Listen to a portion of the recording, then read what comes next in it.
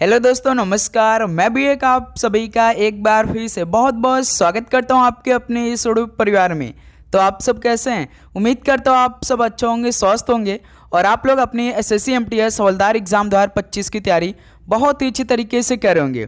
तो साथियों, जैसा कि 24 जुलाई आज हो चुका है, यानी एसएससी एग्ज़ामों का आगाज़ भी आज से स्टार्ट हो चुका है, जो कि साथ ही आज सिलेक्शन पोस्ट का एग्ज़ाम शुरू हो चुका है, जो कि साथ ही 1 अगस्त तक चलने वाली है। उसके बाद साथ ही सीएचएसएल का एग्ज़ाम होगा, सीजीएल का एग्ज़ाम होगा, उसके बाद आपका एमटीएस और हवलदार एग्ज़ाम होने वाला है। तो टीसीएस कंपनी इस बार एग्ज़ाम नहीं करा रही है, लेकिन साथ ही जिस तरह से आज 24 जुलाई में जो आज एसएससी सिलेक्शन पोस्ट का एग्ज़ाम हुआ, सुबह के 8:30 बजे से लेकर 9:30 बजे के बीच में पहला शिफ्ट एग्ज़ाम होना था। लेकिन भाई जो अपनी नई कंपनी आई है एडिक्वेट, वो पहले ही दिन साथ ही क्या हुआ, टेक्निकल के इशू की वजह से उन्होंने नोटिस दे दिया कि एग्ज़ाम नहीं हो पाएगा। कुछ सेंटर का तो भाई सिलेक्शन पोस्ट का एग्ज़ाम ही नहीं हुआ। स्टूडेंट बहुत दूर दूर तक गए हैं भाई, कम से कम 800-900 किलोमीटर का दूरी तय करके गए थे और वहाँ उनको क्या देखने को मिला कि एग्ज़ाम ही नहीं हो पाएगा। अब हम इसका री एग्ज़ाम कराएंगे। एसएससी की तरफ से ये नोटिस आया। कई सेंटर पे तो हुआ, लेकिन साथ ही कई सेंटर पे नहीं हुआ है। तो देखते हैं साथ ही अभी और क्या नोटिस आती है। लेकिन साथ ही जिस तरह से क्वेश्चन पूछे जा रहे हैं, तो आज के इस सेशन में साथ ही हम दमदार पेपर को डिस्कस करने वाले हैं। खासकर एमटीएस और हवलदार एग्जाम 2025 को टारगेट करेंगे। इसमें साथ ही जीके पे हम बात करेंगे, इंग्लिश पे, मैथ पे और रीजनिंग में। वैसे तो साथ ही आप जानते हैं कि एसएससी एमटीएस और हवलदार में केवल 2 ही सब्जेक्ट आपका मेन है। एक तो साथ ही जीके जो कि 25 क्वेश्चन आएगा और इंग्लिश 25 क्वेश्चन। इन्हीं दोनों सब्जेक्ट्स आप सभी का मेरिट लिस्ट बनता है। वैसे हम बात करें मैथ में तो 20 क्वेश्चन आता है और रीजनिंग में भी 20 क्वेश्चन आता है, लेकिन साथ ही बस आपको ये क्वालिफाइंग करना रहता है।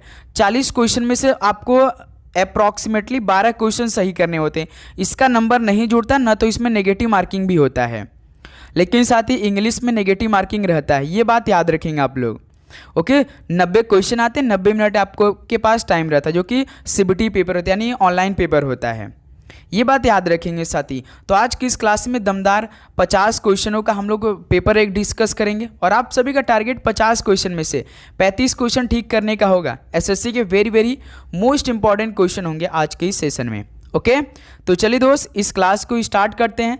लास्ट में आप सभी का कितना स्कोर बनेगा कमेंट करके जरूर बताइएगा।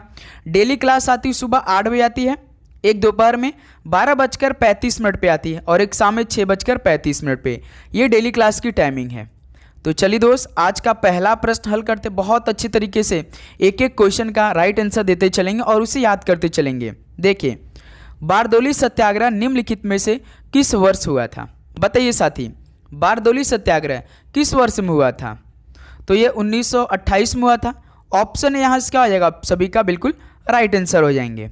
ओके चलिए नेक्स्ट अगला सवाल को हल करिए। क्वेश्चन नंबर 2 को, भारत में शुंग वंश के संस्थापक कौन थे? बताइए साथी, भारत में शुंग वंश के संस्थापक कौन थे? देवभूति थे क्या? ये तो अंतिम शासक थे शुंग वंश के। यदि साथी आप सभी से सवाल पूछेगा कि शुंग वंश के अंतिम शासक कौन थे, तो देवभूति थे। ये बात याद रखिएगा। और भारत में शुंग वंश के संस्थापक कौन थे? तो पुष्यमित्र थे। यहाँ से बी ऑप्शन क्या हो जाएगा? बिल्कुल राइट आंसर हो जाएंगे। ओके चलिए नेक्स्ट अगला सवाल कॉल करिए। क्वेश्चन नंबर 3 को, लोक नृत्य खोरिया का संबंध निम्नलिखित में से किस राज्य से है? बताइए साथी, लोक नृत्य खोरिया का संबंध किस राज्य से है? जैसे साथी असम का जो फेमस हम नृत्य की बात करेंगे, यानी लोक नृत्य की बात करेंगे। एक तो देखिए फेमस तो साथी बिहू आपका है और ये त्यौहार भी आता है। बिहू जो ये फेमस फेस्टिवल भी है और साथ ही डांस है असम का।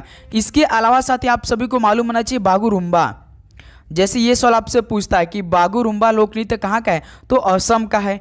एक आप सभी से पूछ देता है साथी भोर ताल भी पूछ देता है एसएससी के एग्जाम में, भोर ताल कहाँ का है? ये भी असम का है। और इसके अलावा साथी महाराष्ट्र का फेमस कौन कौन से हैं? एक तो साथी देखिए लावड़ी है और सेकंड नंबर पे साथी तमाशा है। तमाशा कहाँ का लोक नृत्य है? ये भी साथी महाराष्ट्र का है। और एक कोली भी यहीं का है, महाराष्ट्र का, ये भी याद रखिएगा। उसके अलावा साथी एक और कौन से जो कि फेमस है, धनगरी गाजा। जैसे धनगरी गाजा लोक नृत्य कहाँ का है? तो ये साथी महाराष्ट्र का है। ये बहुत अच्छी तरीके से याद रखिए। और लेजिम भी कहाँ का है? जैसे लेजिम आप सभी से पूछता है ना कहाँ का, महाराष्ट्र का है। अब साथ ही जब हम बात करेंगे कि पश्चिम बंगाल, तो लोक नृत्य खोरिया का संबंध कहाँ से है, पश्चिम बंगाल से है। तो इस सवाल का ऑप्शन सी क्या बनेगा, बिल्कुल परफेक्ट आंसर हो जाएंगे। कुछ हम साथ ही बात करेंगे हरियाणा के लोक नृत्य का। जैसे हरियाणा में फेमस कौन कौन से है, एक तो देखिए झूमर है, यहीं का है। उसके बाद एक धमाल भी है, यहीं का है। धमाल के अलावा साथी फाग भी यहीं का है। और कौन सा फेमस है बताइए। और एक आपका साथी गुग्गा, गुग्गा भी यहीं का है ना, जो कि ये भी फेमस है।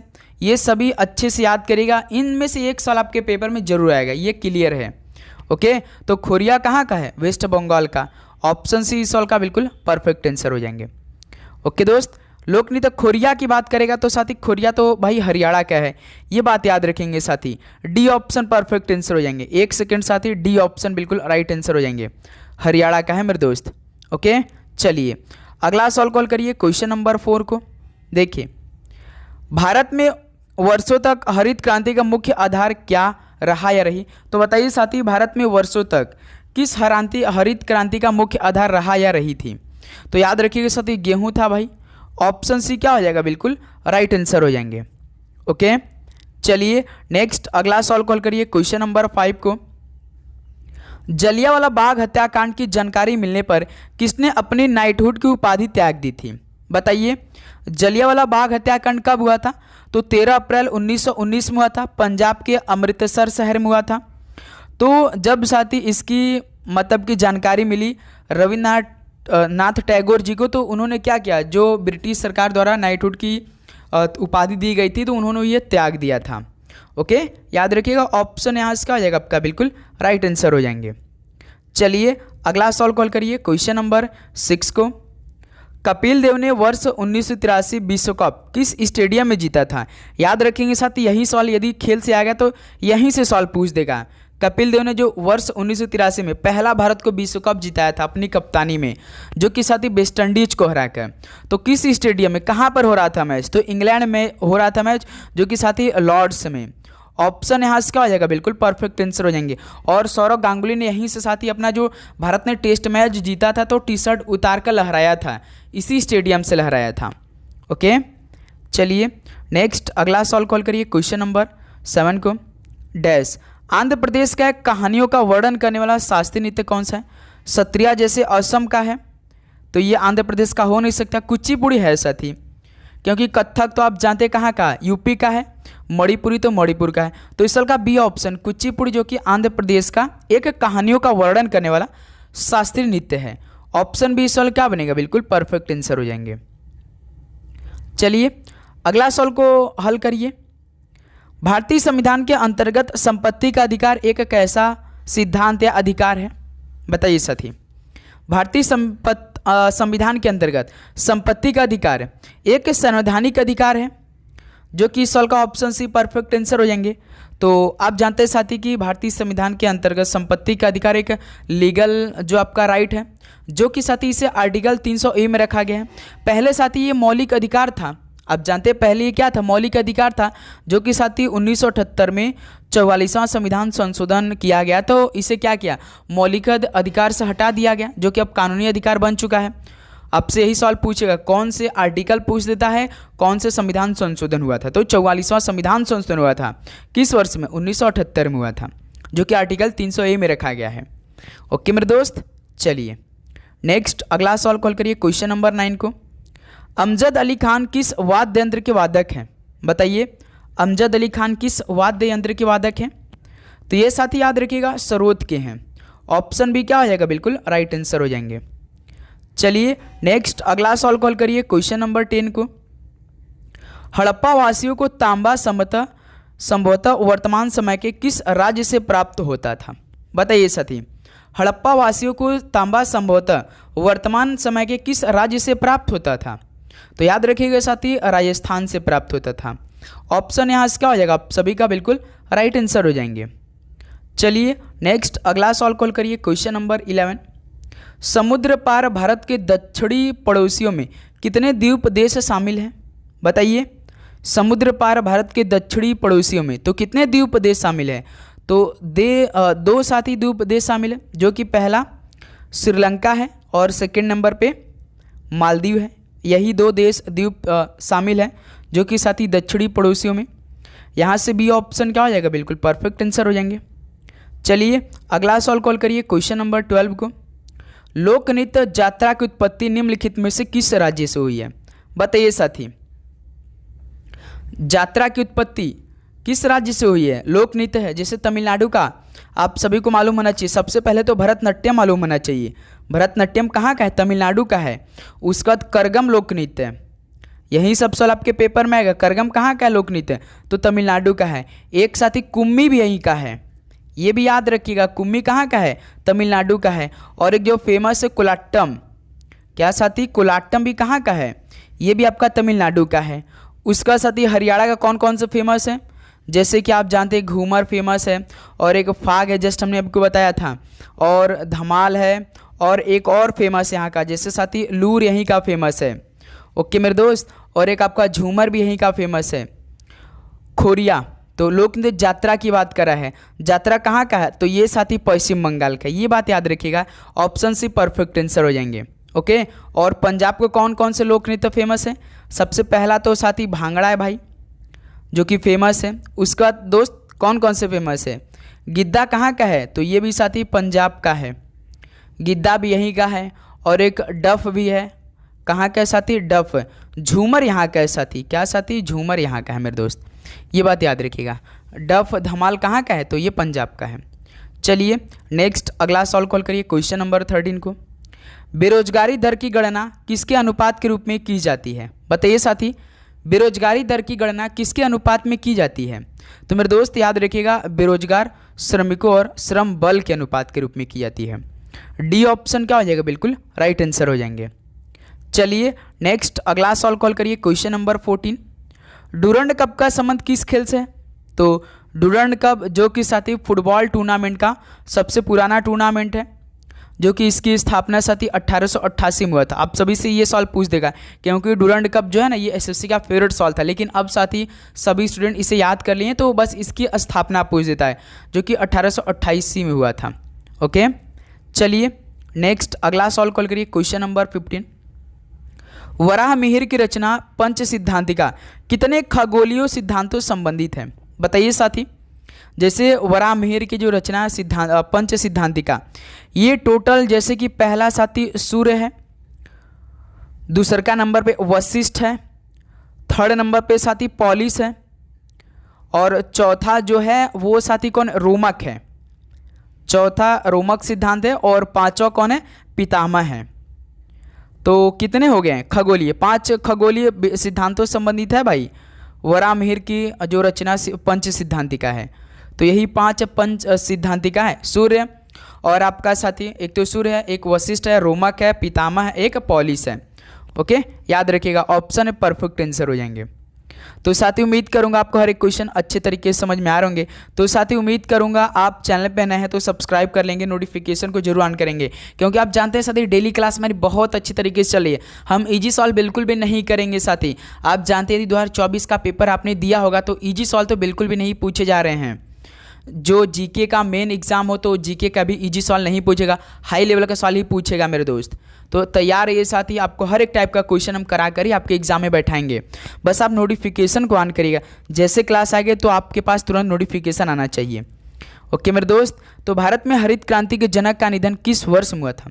तो साथी भारत में हरित क्रांति तो स्टार्ट हुई थी 1966-67 के दशक में, लेकिन साथी पूरी ऑल ओवर की बात करेंगे तो 1960 में स्टार्ट हो चुकी थी।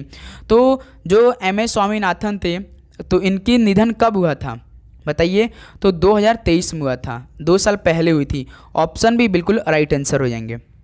चलिए दोस्त अगला सवाल कॉल करिए क्वेश्चन नंबर 17 डैश, जिसका संबंध दक्षिणी भारत के केरल से है। इनका नाम एक पौराणिक मायाविनी स्त्री मोहिनी से लिया गया। मोहिनी का मतलब साथी मोहिनीअट्टम हो गया, बहुत सिंपल हो गया। ऑप्शन यहाँ से आपका बिल्कुल परफेक्ट आंसर हो जाएंगे। भरतनाट्यम केरल, तमिलनाडु, मणिपुरी मणिपुर, बिहू आपका नृत्य कहाँ से? बिहू नृत्य भी है, एक त्यौहार है जो कि असम का है। तो इस साल का ऑप्शन है बिल्कुल राइट आंसर हो जाएंगे। चलिए दोस्त अगला सवाल कॉल करिए क्वेश्चन नंबर 18। भारत के महान्यायवादी किसके प्रसाद पर्यंत पद पर बने रहते हैं? पहले आप सभी को मालूम होना चाहिए प्रसाद पर्यंत होता क्या है। तो प्रसाद पर्यंत का मतलब होता है साथी कृपा पर निर्भर या इच्छा पर निर्भर। यदि साथी प्रधानमंत्री का इच्छा करेगा ना तो राष्ट्रपति हो या गवर्नमेंट यानी राज्यपाल हो ना उसको हटा सकता है मेरे दोस्त। आर्टिकल 310 में यही है वर्णन। आर्टिकल जो 310 है इसमें क्या कहा गया है कि मतलब कि कुछ सरकारी पद होते हैं जिस पर आपका साथी आपसी व्यक्ति पद यानी राष्ट्रपति हो या गवर्नर उसको इच्छानुसार हटा दिया जा सकता है। ये बात याद रखिएगा साथी। तो प्रसाद पर्यंत के मामले में आप जानते हैं कि भारत के राष्ट्रपति को कभी भी हटाया जा सकता है, बिना किसी कारण की वजह से भी हटाया जा सकता है। ओके, ऑप्शन यहाँ से बिल्कुल राइट आंसर हो जाएंगे, याद रखेंगे साथी। चलिए नेक्स्ट अगला सॉल्व कॉल करिए। क्वेश्चन नंबर 19, क्षेत्रफल की दृष्टि से भारत का विश्व के देशों में कौन सा स्थान है? रुक चिन्ह अब आ भारत है, यानी साथी 7वें नंबर पे हो जाएगा भारत। डी ऑप्शन बिल्कुल परफेक्ट आंसर हो जाएंगे। चलिए अगला सॉल्व कॉल करिए। क्वेश्चन नंबर 20 को, निम्नलिखित में से कौन सा त्यौहार अरुणाचल प्रदेश की खामटिस जनजाति द्वारा मनाया जाता है? मोपिन भी देखिए अरुणाचल प्रदेश का है, सांगकेन भी साथी कहाँ का है? अरुणाचल प्रदेश का। रह या रेह की बात करें ये भी अरुणाचल प्रदेश का है। तमिलनाडु भी अरुणाचल प्रदेश का, लेकिन साथी अरुणाचल प्रदेश की खामटिस जनजाति द्वारा मनाया जाने वाला कौन सा त्यौहार है? तो याद रखिएगा सांगकेन त्यौहार है, ये साथी खामटिस जनजाति द्वारा मनाया जाता है अरुणाचल प्रदेश में। ऑप्शन बी इस सवाल का बिल्कुल राइट आंसर हो जाएंगे। चलिए अगला सवाल कॉल करिए। क्वेश्चन नंबर 21 को, भारत में प्रथम स्वतंत्रता संग्राम निम्नलिखित में से किस वर्ष में हुआ था? बताइए साथी, भारत में जो पहला स्वतंत्रता संग्राम हुआ था वो किस वर्ष में हुआ था? तो आप जानते साथी मेरठ से हुआ था 1857 में। डी ऑप्शन क्या हो जाएगा? बिल्कुल राइट आंसर हो जाएंगे। चलिए नेक्स्ट अगला सवाल कॉल करिए। क्वेश्चन नंबर 22, प्रौद्योगिकी की दृष्टि से प्रागैतिहासिक काल को कितने युगों में बांटा गया है? बताइए साथी, प्रौद्योगिकी की दृष्टि से प्रागैतिहासिक काल को कितने युग में बांटा गया है? तो साथी याद रखिए 3 युगों में बांटा गया है। कौन कौन से युग है? जैसे कि पाषाण युग हो गया, कौन कौन से साथी? एक तो देखिए पाषाण युग हो गया और सेकंड नंबर के कांस्य युग है। क्यों साथी? कांस्य युग है। और थर्ड नंबर का कौन है? लौह युग है। यही 3 बांटे गए हैं साथी। पाषाण युग को 3 युग में और बांटा है, जैसे कि स्टोन एज। पाषाण युग को क्या बोलते हैं? स्टोन एज, जिससे पूरा पाषाण, मध्य पाषाण और नव पाषाण। पूरा पाषाण को और 3 भागों में विभाजित किया गया है, एक आपका पूरा पाषाण, मध्य पाषाण और नव पाषाण। तो प्रागैतिहासिक काल को 3 युगों में बांटा गया है, याद रखिए पाषाण, कांस्य, लौह। ऑप्शन सी बिल्कुल परफेक्ट आंसर हो जाएंगे। चलिए दोस्त अगला सवाल कॉल करिए। क्वेश्चन नंबर 23, भारत की पहली पंचवर्षीय योजना के बाद उसके बाद की 2 क्रमागत पंचवर्षीय योजना कब तक तैयार की गई थी? तो साथी जो भारत की पहली पंचवर्षीय योजना है ये 1951 में स्टार्ट हो गई थी। उसके बाद की जो 2 क्रमागत पंचवर्षीय योजना था कितने वर्ष तक तैयार की गई थी? 1963 की 64, 62 की 65? बताइए। तो 1965 तक तैयार की गई थी। डी ऑप्शन क्या हो जाएगा? बिल्कुल राइट आंसर हो जाएंगे। ओके, चलिए नेक्स्ट अगला सवाल कॉल करिए। क्वेश्चन नंबर 24, सोनल मानसिंह का संबंध मुख्य रूप से किस नृत्य शैली से है? बताइए साथी, सोनल मानसिंह का संबंध मुख्य रूप से किस नृत्य शैली से है? तो याद रखिएगा उड़ीसी से है और एक भरतनाट्यम से। डी ऑप्शन बिल्कुल परफेक्ट आंसर हो जाएंगे। चलिए दोस्त अगला सवाल बताइए। क्वेश्चन नंबर 25, ब्रह्मोत्सव पर्व ऐतिहासिक रूप से निम्नलिखित में से किस राज्य का मूल पर्व है? जिससे कर्नाटक का उगादी है, फेमस त्यौहार की हम बात करेंगे केवल, जो कि सवाल पूछता है पेपर में हमेशा।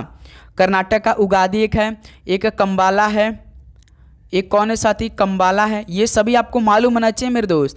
कंबाला है, हम्पी है, ये सभी कहाँ के? कर्नाटक के हैं। और एक पट्टदकल भी यही का है। कौन साथी? पट्टदकल भी यहीं का है, ये बात याद रखिएगा। और तमिलनाडु का तो सबसे पहले आपको जल्लीकट्टू जो कि पोंगल, और एक साथी कौन है बताइए? एक आपका थाईपुसम, यही क्या है ना तमिलनाडु। ये सभी आपको मालूम होना चाहिए। और केरल के कौन कौन से? केरल का तो सबसे पहले आप सभी को मेरे दोस्त मालूम होना चाहिए, ओणम तो मालूम होना चाहिए, त्रिशूर पूरा मालूम होना चाहिए, बीसू मालूम होना चाहिए, मकर बिलक्कू मालूम होना चाहिए। ये सभी केरल के हैं। जैसे केरल की हम बात करेंगे तो साथी ओणम है, ओणम है। उसके बाद कौन है? एक आपका त्रिशूर पूरम है, त्रिशूर पूरम है। और साथ ही आपका बीसू भी यहीं का है, ये बात याद रखिएगा। और कौन से? जैसे कि एक आपका साथी मकर बिलक्कू भी यहीं का है। ओके, तो ब्रह्मोत्सवम पर्व ये कहाँ का है? तो मेरे दोस्त ये आंध्र प्रदेश का है। तो इस सवाल का ऑप्शन सी का हो जाएगा, बिल्कुल परफेक्ट आंसर हो जाएंगे। ओके, चलिए नेक्स्ट अगला सॉल्व कॉल करिए क्वेश्चन नंबर 26 को। निम्नलिखित में से कौन सी नृत्य शैली देवदासियों द्वारा जीवित रखी गई? बताइए साथी, कौन सी नृत्य शैली देवदासियों द्वारा जीवित रखी गई? तो साथी तमिलनाडु का भरतनाट्यम, डी ऑप्शन बिल्कुल परफेक्ट आंसर हो जाएंगे। ओके चलिए दोस्त, कथकली कहाँ का है? बताइए। कथक तो यूपी का है, कथकली केरल का है, कुचिपुड़ी आंध्र प्रदेश का, उड़ीसी उड़ीसा का हो जाएगा। ओके चलिए दोस्त अगला सॉल्व कॉल करिए क्वेश्चन नंबर 27। आप देखिए साथी इंग्लिश के सॉल्व हल करेंगे। जैसे जैसे इंग्लिश के हम सॉल्व आपको बताएंगे वैसे वैसे आप याद करते रहिए, पैटर्न पूरा देखते रहिएगा। ओके देखिए, select the incorrectly spelled word. आपको इनमें से इनकरेक्टली वाला स्पेलिंग वाला वर्ड बताना है। जैसे पहला वोसिफिरियस दिया है तो यही आपका क्या है साथी? इनकरेक्ट है। इसका राइट स्पेलिंग क्या होता है? VOCIO, FE होता है साथी, ओसीफेरस होता है, FEROUS होता है। वोसिफेरस का मतलब क्या होता है? मुखर होता है, या बोल सकते हैं कुलाटपूर्ण होता है। ओके, और एफ्लिक्शन मतलब क्या होता है? एफ्लिक्शन मतलब क्या होता है? वेदना होता है, मातना दुख होता है। क्या साथी? वेदना होता है। और आप कह सकते हैं साथी यातना, या आप मातना बोल सकते हैं, या बोल सकते हैं दुख भी बोल सकते हैं। ओके, और एपिस्कोपल मतलब क्या होता है बता सकते हैं आप लोग? एडजेक्टिव है साथी। एपिस्कोपल क्या एडजेक्टिव है जो कि साथी बिशप संबंधी होता है। क्या? बिशप संबंधी होता है मेरे दोस्त, ये बात याद रखिएगा। और इनोकियस का मतलब क्या होता है भाई? जैसे कि सरल, अहानिकार होते हैं, अहानिकार सरल क्या होते हैं? इनोकियस। तो यहाँ से वोसिफिरियस क्या है? इनकरेक्ट। राइट आपका वोसिफेरस मतलब होता है मुखर होता है। ओके, ऑप्शन इस सॉल्व का बिल्कुल राइट आंसर हो जाएंगे। चलिए दोस्त अगला सॉल्व कॉल करिए क्वेश्चन नंबर 28 को। Select the incorrectly spelled word. फिर से देखिए इनकरेक्टली स्पेल्ड वर्ड आ चुका है। जैसे मनीपुलेट तो बिल्कुल ठीक है। क्या होता है मनीपुलेट का मतलब? तो हेर फेर करना, आमने मतलब अपने पक्ष में प्रभावित करना, मनीपुलेट। पोस्टुलेट का मतलब क्या होता है?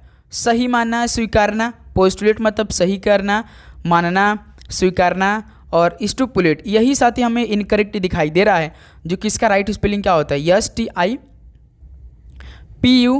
STIPULATE होता है स्टुपुलेट। इसका मतलब क्या होता है? अनुबंध करना, नियत करना। ओके, कैलकुलेट मतलब गणना करना होता है। तो यही क्या हो जाएगा? सी ऑप्शन बिल्कुल परफेक्ट आंसर हो जाएगा, जो कि इनकरेक्ट है। राइट आपका ये है, STIPULATE होता है। ओके चलिए अगला सॉल्व कॉल करिए क्वेश्चन नंबर 29 को। तो select the most appropriate antonym of emulate. बताइए साथी, select the most appropriate antonym. Antonym मतलब विलोम शब्द। इमुलेट का मतलब क्या होता है? अनुकरण करना होता है।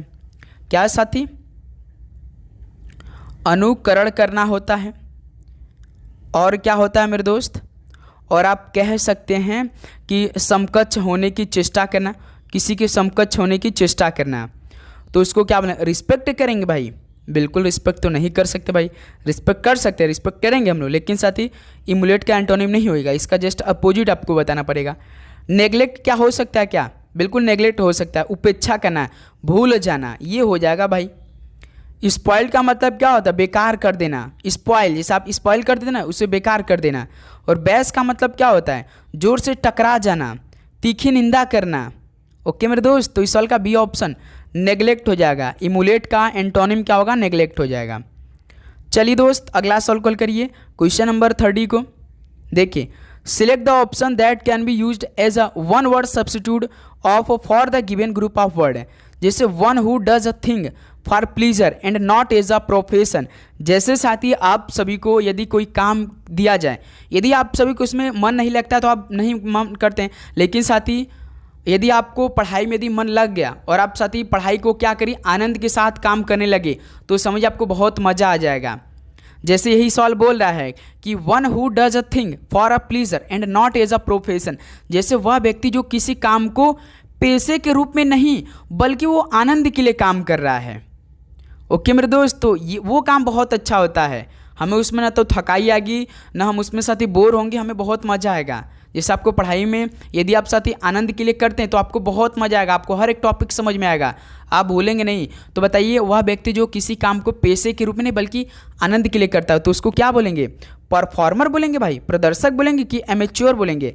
एमेच्योर बोलेंगे मेरे दोस्त। प्रोफेशनल मतलब क्या होता है? पेशेवर होता है। और एस्केटी का मतलब क्या होता है? तपस्वी होता है, आत्मसंयमी होता है। इस सवाल का बी ऑप्शन परफेक्ट आंसर हो जाएंगे। चलिए अगला सवाल कॉल करिए क्वेश्चन नंबर 31 को। Select the incorrectly spelled word. फिर देखिए इनकरेक्टली स्पेल्ड वर्ड वाला आ गया साथी। जैसे पहला ऑप्शन क्या देगा? एब्सिशन। इसका राइट स्पेलिंग क्या होता है? ABS शुरू हो जाता है मेरे दोस्त, ABSCI, उसका सब स्पेलिंग आपका यही हो जाएगा। तो इसके माने क्या होता है? अपछेदन होता है। क्या साथी? अपछेदन होता है, ये बात याद रखिएगा मेरे दोस्त। ओके, और एब्स्टॉस का मतलब क्या होता है बता सकते हैं? तो गुड़ जटिल होता है, गुड़ खाने वाला नहीं, गुड़ जटिल वाला होता है। ओके मेरे दोस्त, तो ये याद रखिएगा।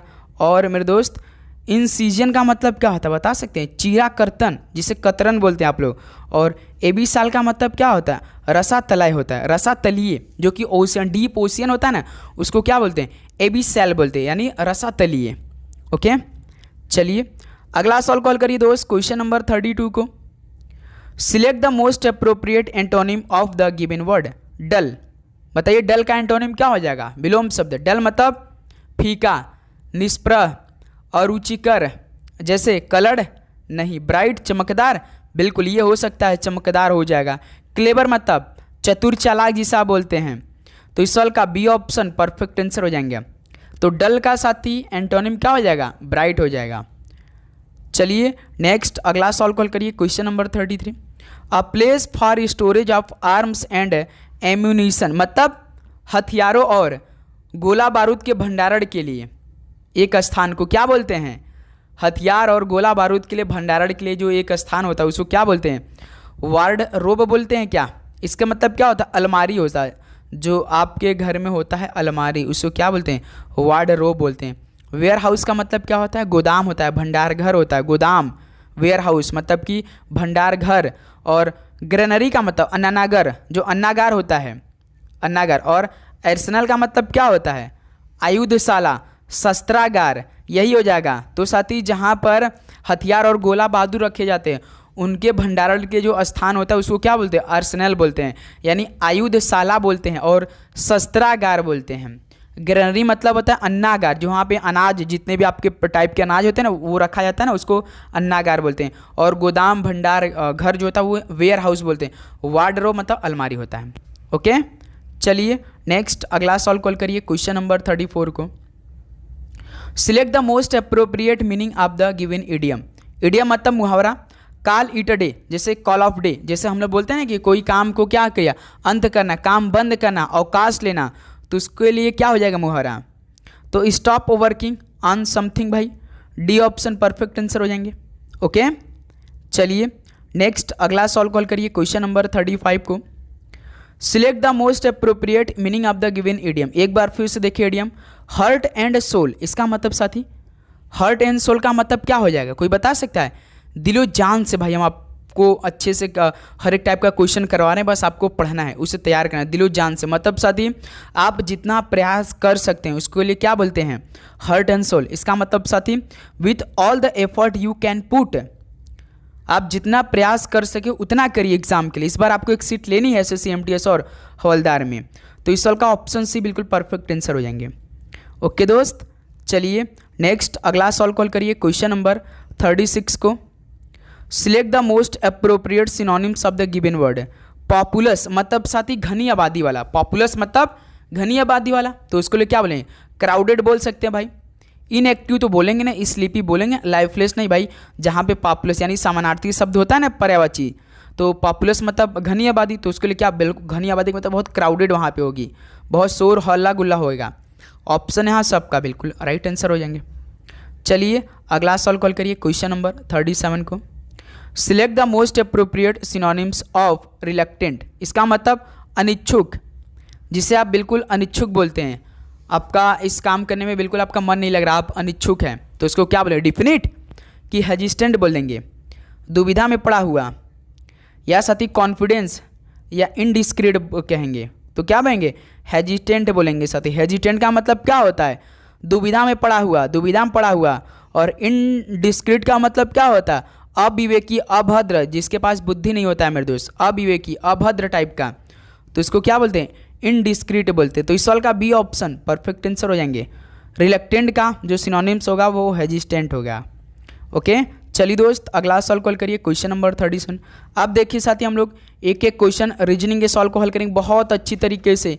आप ट्राई करेंगे जितने भी 13 से 14 क्वेश्चन हम मैथ और रीजनिंग के मिला करेंगे, आपका सभी सही होना चाहिए, एक भी गलती नहीं होना चाहिए। तो साथ ही आप जरूर से जरूर नोटिफिकेशन को ऑन करेंगे।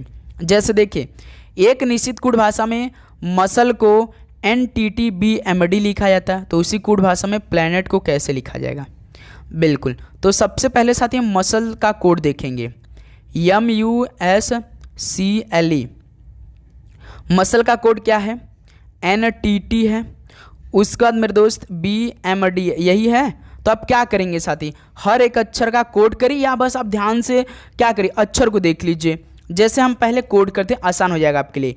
यम साथी 13 होता है, U 21 होता है, यस आपका 19 होता है, C 3 होता है, यल आपका 12 होता है, E 5 होता है, D 4 होता है, यम 13 होता है, B 2 होता है, T 20 होता है, T 20 होता है, यन 13 होता है। देखिए साथी 13 से 14 यानी +1 किया है, 21 से 20 -1 किया है, उसके बाद यस से फिर टी देखिए, यस 19 और T 20 यानी इसमें +1 किया।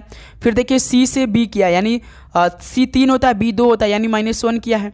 फिर देखिए 12 से 13 यल आपका यम, यानी 12 में 1 जोड़ दिया है, और एस से आपका ई साथी 5 और D 4, यानी इसमें क्या किया, -1 किया है। तो अब सिंपली आप ध्यान से देख रहे होंगे, तो इसमें क्या सिस्टम बैठाया है, +1 -1 +1 और साथी -1, यही साथी क्या किया है, हर एक अक्षर का कोड किया है, उसका +1 -1 कर दिया है, उसका कोडिंग कर दिया है। तो बस यही हम क्या करेंगे, यही नियम फॉलो करेंगे हम इसमें प्लेनेट में। जैसे P होता है साथी 16, तो पहले स्टार्टिंग में +1 करना है, 16 के 17, 17 पे हो जाएगा क्यों, और यल होता है साथी 12, 12 में से 1 घटा देंगे तो कितना हो जाएगा, 11, 11 पे कौन होता है, के होता है, क्योंकि देखिए किस ऑप्शन में है, ऑप्शन C है, या तो साथी ऑप्शन D हो जाएगा। अब हम साथी डायरेक्ट क्या चेक कर लेते हैं, स्टार्ट इंड के अक्षर से सेकेंड अक्षर। देखिए जैसे कि QKBM है, बस यही क्या चेंज हुआ है, FG, यानी इसका मतलब हम ई चेंज कर लेते हैं भाई। लेकिन साथी आपको थोड़ा सा कन्फ्यूजन होगा भाई, जैसे A आपका होता है 1 और B होता है साथी 2, यानी इसमें 1 को जोड़ेंगे 2 पे कौन आ जाएगा, B हो जाएगा। फिर N होता है साथी क्या होता है, 14 होता है, 14 में 1 घटा देंगे तो कितना हो जाएगा, 13, 13 पे कौन होता है, M होता है। अब देखिए E साथी कितना होता है, E 5 होता है, 5 में 1 जोड़ देंगे 6, 6 पे F देखिए किस ऑप्शन में है, तो केवल देखिए ऑप्शन C वाले में F है साथी, क्योंकि BM F यस हो जाएगा। इस सवाल का ऑप्शन C बिल्कुल परफेक्ट आंसर हो जाएंगे। सिंपल सा, बस आपको तरीका समझना है मेरे दोस्त कि कैसे होते हैं रीजनिंग के सवाल। यदि साथी किसी भी प्रश्न पे आपको नहीं समझ में आया, डाउट तो कमेंट करके पूछ लीजिएगा मेरे दोस्त, डाउट लेकर नहीं चलेंगे आप लोग। ओके, चलिए नेक्स्ट अगला सॉल्व कॉल करिए क्वेश्चन नंबर 39 को। निम्नलिखित में से कौन सी संख्या दी गई श्रृंखला में प्रश्न चिन्ह के स्थान पर आएगी? जैसे साथी देखिए 62, 67, 74, 83, 94, 107। तो देखिए 62 से 67 यानी +5 किया है, 67 से 74 +7 किया है, 74 से 83 किया है +9 किया है, 83 से 94 यानी +11 किया है, 94 से 107 यानी +13 किया है। देखिए +5 +7 +9 +11 +13, तो सिंपल हम साथी 107 में क्या जोड़ देंगे, +15 को जोड़ देंगे, तो 107 15 कितना हो जाएगा, 122 हो जाएगा। तो क्वेश्चन मार्क कीजिए कितना आ जाएगा, 122 हो जाएगा। बहुत सिंपल सवाल पूछा था, इसका मतलब साथी 39 का B ऑप्शन क्या हो जाएगा, बिल्कुल परफेक्ट आंसर हो जाएंगे। ओके मेरे दोस्त, अब बताइए यहाँ पे किसी प्रकार का आप सभी को दिक्कत बिल्कुल नहीं। नेक्स्ट सवाल बढ़ा जाए, चलिए अगला सवाल को हल करिए आप लोग। तो क्वेश्चन नंबर 40 को, निम्नलिखित प्रश्न में दिए गए विकल्पों में से संबंधित अक्षरों का चयन कीजिए। जैसे कि H X P का संबंध CSK से है, तो आंट का संबंध आपको बताना है। यहाँ पे डबल अनुपात दे रखा है, इसका मतलब आप सभी को पहले साथी क्या समझना है, पहले आप सभी को H X P ये है, उसका साथी CSK है। पहले इन दोनों का रिलेशन आपको चेक करना पड़ेगा। तो हम क्या करेंगे, इसमें हर एक अक्षर का कोड कर देंगे। H होता 8, X होता 24, P होता 16, C होता 3, यस होता है 19, के होता है 11। देखिए 8 से 3 गया यानी इसमें -5 किया है, 24 19 -5 किया है, 16 से 11 यानी -5। तो इसमें तो भाई सिंपल क्या है, -5 -5 -5 किया है, बस यही आंट में लगा दीजिए। A N जैसे ये आपका 1 N14 T20, तो इसमें -5, इसमें -5, इसमें -5। अब देखिए 1 से तो 5 जाएगा नहीं, तो यहाँ पे आप क्या कर सकते हैं मेरे दोस्त, यहाँ पे आप लोग क्या कर सकते हैं बता सकते हैं आप लोग, कोई बता सकता है यहाँ पे क्या आप दिमाग लगा सकते हैं, बताइए साथी। तो यहाँ पे साथी आप ए को 27 मान सकते हैं। आप जानते हैं कि ए से लेकर जेड तक तो आपका 26 होता है, तो जैसे 27 बढ़ेंगे तो ए हो जाता है, तो 27 में से 5 घटाएंगे तो आपका साथी 22 पे कौन होता है भी। देखिए कौन सा ऑप्शन भी से स्टार्ट हुआ है, तो ऑप्शन सी। आपको पूरा हल करने की जरूरत नहीं है VIO, क्योंकि देखिए सभी अलग अलग अक्षर से स्टार्ट हुआ है, तो केवल सी ऑप्शन भी से स्टार्ट किया है, तो यहाँ से सी ऑप्शन क्या हो जाएगा, बिल्कुल राइट आंसर हो जाएंगे। चलिए दोस्त अगला सॉल्व कॉल करिए क्वेश्चन नंबर 41 को। दिए गए विकल्पों में से किन दो संख्याओं को आपस में बदलने पर निम्नलिखित समीकरण सही होगा। इस बार साथी देखिए आपके पेपर में वैसे तो जो साइन होते हैं उनका बदलने का प्रश्न आता है, लेकिन यहाँ पे कुछ अलग सवाल दिया है। इस बार आपको नंबर बदलना है, नंबर बदलकर ये जो समीकरण है ना, तो ये 49 आपको लाना है। कैसे साथी, आपको ऑप्शन का मदद लेना पड़ेगा। जैसे कि पहला ऑप्शन देखिए 4 और 11 है, तो इनमें क्या करना होगा, 4 की जगह आपको 11 को रखना पड़ेगा और 11 को आपको 4 रखना पड़ेगा। जैसे यहाँ पर देखिए आपका समीकरण दे रखा है ना, तो देखते रहिए बस समीकरण को हम कैसे बनाते हैं। जैसे देखिए 36 गुणे के बाद देखिए 11 है, तो 11 की जगह हम 4 रखेंगे क्योंकि हमने पहला ऑप्शन को उठाया है। ओके, उसके बाद देखिए साथी आपका डिवाइड कितना है, 4 है, डिवाइड आपका 3 है, 1 सेकंड साथी 3 है, माइनस उसके बाद 10 है, 10 के बाद देखिए प्लस है, प्लस के बाद देखिए 4 है, तो 4 की जगह पे हम यहाँ पे क्या रखेंगे मेरे दोस्त, यहाँ पे हम क्या रख देंगे, 4 की जगह 11 रख देंगे। अब इसमें साथ ही हम लोग बॉडमस के नियम को लगाएंगे। जैसे 36 गुणे 4, अब देखिए 3 का भाग 4 में नहीं जाएगा तो हम बटे में कर सकते हैं, -10 प्लस 11 हो जाएगा। तो देखिए ये 12 बार में चला जाएगा, 12 3 36, 12 4 48, -10 प्लस 11, देखिए प्लस 11 और प्लस 48 कितना हो जाएगा, 8 1 9 10 59, 59 में से यदि साथी आप 10 को घटा देंगे तो 49 हो जाएगा। देखिए यही क्या हो चुका है साथी, 49 आ चुका है, यही हमें 49 लाना था, यानी पहला ही ऑप्शन यानी 4 और 11 को ही बदलने से हमारा 49 राइट आंसर आ चुका है। क्यों साथी बताइए, यहाँ पर आप सभी किसी प्रकार का दिक्कत बिल्कुल नहीं। चलिए नेक्स्ट अगला सॉल्व कॉल करिए क्वेश्चन नंबर 42 को मेरे दोस्त मैथ का सॉल्व कॉल करिए। यदि ए और बी की आयु का अनुपात 3:4 है, यानी साथी ए और बी का जो आयु है इनका अनुपात 3:4 दिया है, और उनकी आयु का योग यानी इनका आयु का योग साथी कितना दिया, 28 दिया है। यानी इसको हम 3x कर लेते हैं और प्लस 4x कर लेते हैं, इनका दोनों आयु का योग कितना दिया, 28 दिया है। तो यहाँ से 4 3 7x, 7x बराबर 28, तो x की वैल्यू यहाँ से कितनी आ जाएगी, 4 आ जाएगी। तो हमसे पूछा क्या, b की आयु पूछा है, तो b देखिए 4x है, तो b यहाँ पे 4x है, तो 4x की वैल्यू आपने कितना निकाला है, 4 यानी 16। तो साथी b की आयु कितना होगा, 16 वर्ष हो जाएगा। ऑप्शन सी बिल्कुल परफेक्ट आंसर हो जाएंगे। ओके मेरे दोस्त, यहाँ तक आप सभी किसी प्रकार की दिक्कत, इस प्रश्न में आप सभी को दिक्कत हुई तो बताइए, बिल्कुल नहीं। चलिए नेक्स्ट अगला सॉल्व कॉल करिए क्वेश्चन नंबर 43 को। 70 से 144 तक का 13 के सभी गुणजों का औसत कितना होगा। भाई आपको 70 से लेकर 144 तक 13 के सभी गुणज यानी 13 से जो भाग होता हो, जो 13 से कट जाता हो, 70 से लेकर 144 के बीच उनका औसत बताना है। तो आप जानते साथ यदि टेबल 13 का आप पढ़ेंगे तो कितना आएगा, देखिए 13 कम 13, 13 दूना 26, 13 तिया 39, 13 चौका 52, 13 पचे 65, 13 छक्का 78, तो 70 के बाद 78 हो जाएगा। फिर साथ ही 13 से 91 हो जाएगा, फिर इसके बाद 13 8 104 हो जाएगा, 13 9 117 हो जाएगा, और साथ ही कौन करेगा 13 10 में 130, और 13 11 143, क्योंकि हमें देखिए 144 तक बताना यानी 143 भी हो सकता है। तो औसत कैसे निकालते हैं, सभी संख्याओं का योग करते हैं, यानी अब ये सभी संख्याओं का आपको योग करना पड़ेगा, 78 का, 91 का, 104 का, 117 का, 130 का, 143 का, इसको जोड़िए कितना आएगा, जोड़ा जाए। चलिए जोड़ते हैं भाई, देखते हैं कितना आंसर आता है। जैसे साथी हम बात करेंगे 8 1 9, 9 4 13, 13 7, 13 7 22, 22 0 22, 22 3 25, यानी साथी यहाँ से कितना आ रहा है आपका 25 आ रहा है, तो 25 नहीं साथी कितना आएगा, इसको जब हम जोड़ेंगे तो 8 1 9, 9 4 13, 13 7 20, 20 3 23, भाई 3 ही होगा, वही तो करें 3 होगा।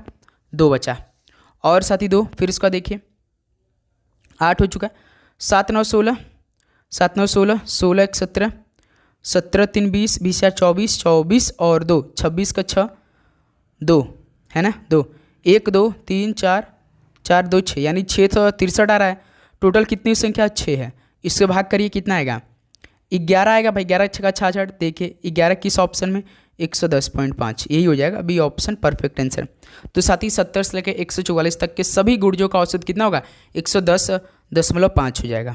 तो इस सवाल का बी ऑप्शन बिल्कुल परफेक्ट आंसर हो जाएंगे। कोई दिक्कत इस सवाल को हल करने में, बिल्कुल नहीं। चलिए नेक्स्ट अगला सवाल को हल करिए, क्वेश्चन नंबर 44 को।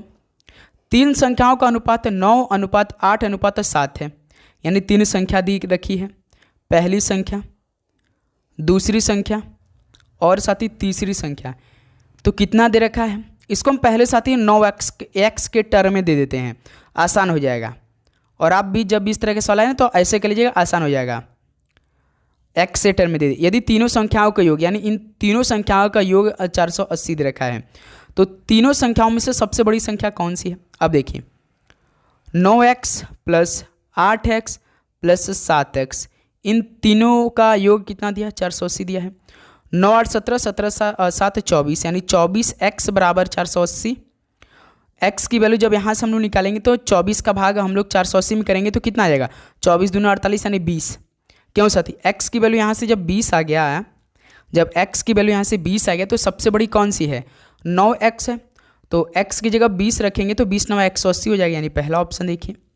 बताइए साथी कोई दिक्कत इस सवाल का राइट आंसर लाने में आपको, या आपको नहीं समझ में आया तो बताइए भाई। यदि कोई भी प्रश्न पे यदि डाउट हो तो कमेंट करके पूछ लीजिए, सर ये हमारा प्रश्न नहीं समझ में आया, ये क्वेश्चन नंबर बता दीजिए, हम आपको अच्छे तरीके से कमेंट में ही समझा देंगे। बहुत सिंपल, ये मैथ का बेसिक सवाल है साथी, ये तो सभी को आना चाहिए। ओके चलिए नेक्स्ट अगला सवाल कॉल करिए, क्वेश्चन नंबर 45। देखिए 1256 का 75% कितना होगा, यानी साथी 1256 का मतलब गुणा, तो 75% को हम क्या लिख सकते हैं, तो साथी हम 25 3 75, 25 चौका से नहीं 3/4 लिख सकते हैं, बिल्कुल।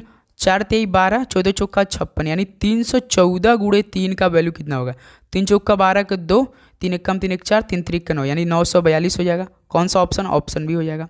तो 1256 का 75% कितना होगा, 942 हो जाएगा, बी ऑप्शन बिल्कुल राइट आंसर हो जाएंगे।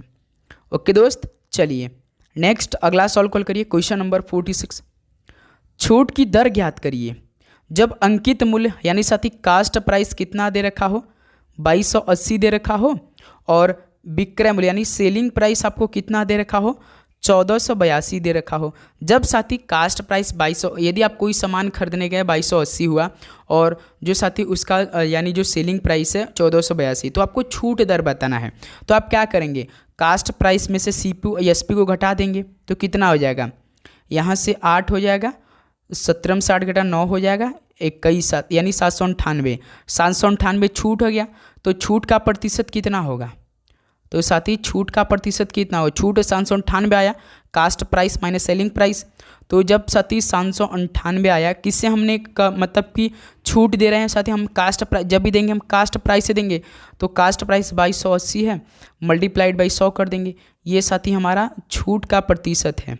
ओके, जब इसे आप काट पीट करेंगे, हल करेंगे तो कितना आएगा मेरे दोस्त, कोई बता सकता है, तो भाई 35% आ जाएगा। क्या दोस्त, 35% आ जाएगा। तरीका बस समझिएगा भाई, बेस्ट कॉम्बिनेशन के सॉल्व कराएंगे, जो आपके पेपर में यही सवाल पूछे जाएंगे। ओके चलिए नेक्स्ट अगला सॉल्व कॉल करिए, क्वेश्चन नंबर 47। 31 और 73 का महत्तम समवर्तक ज्ञात करिए। 31 और 73, भाई 31 तो अभाज्य संख्या, 73 भी एक अभाज्य संख्या दिखाई दे रहा है। और जानते साथी अब महत्तम समवर्तक यानी साथी HCF आपको बताना पड़ेगा। इसका मतलब वो संख्या उठा लीजिए जो केवल एक और अपने आप से काट दे भाई, ऐसी संख्या उठाइए जो 31 और 73 को पूर्णतः विभाजित करे, यानी साथी सी ऑप्शन कट सकता है। 31 को भी काटेगा, 73 को काटेगा, 2 तो नहीं काटेगा, 7 भी नहीं काटेगा, 11 भी नहीं काटेगा, केवल एक काट रहा है साथी 31 और 73 को। तो इस सवाल का ऑप्शन सी क्या बनेगा, बिल्कुल राइट आंसर हो जाएंगे। ओके चलिए नेक्स्ट अगला सॉल्व कॉल करिए, क्वेश्चन नंबर 48 को। 18 24 और 36 का लघुत्तम समवर्तक ज्ञात करिए। तो आप सभी से LCM पूछ दिया, 18 24 36, 24 में से 18 गिराएंगे 6, और साथ ही 36 में से 24 घटाएंगे 12, 12 छंग 72, यानी साथ ही साल का ऑप्शन सी क्या हो जाएगा, बिल्कुल राइट आंसर हो जाएंगे। यहाँ तक आप सभी किसी प्रकार का दिक्कत बिल्कुल नहीं। चलिए नेक्स्ट अगला सॉल्व कॉल करिए क्वेश्चन नंबर 49 को।